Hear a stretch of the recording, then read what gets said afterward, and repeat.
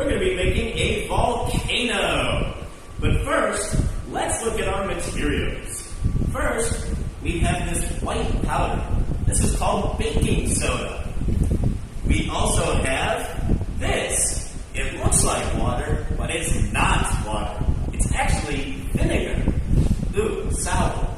And we also have some food coloring to give our volcano that red color.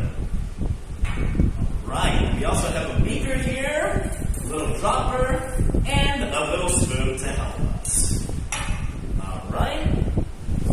Alright, first we're going to start with our baking soda. We're going to take our baking soda and pour it in the beaker very carefully, just like that.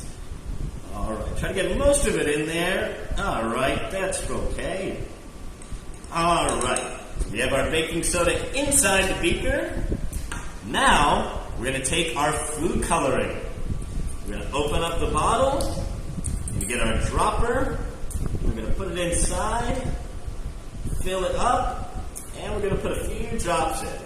1, 2, 3, 4, 5, 6. Well, that's probably enough.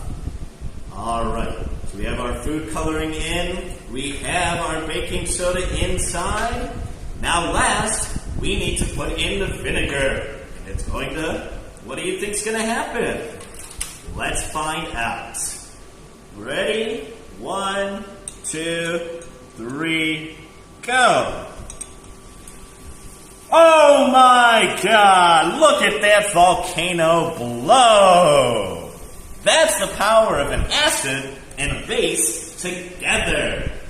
You can see that when we mix the two, a lot of gas comes out and pushes out the baking soda, making it look like a volcano.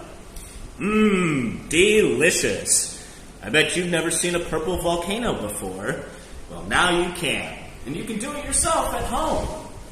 Alright, that's all for today. I'm Teacher AJ, and I'll see you next time. Bye-bye.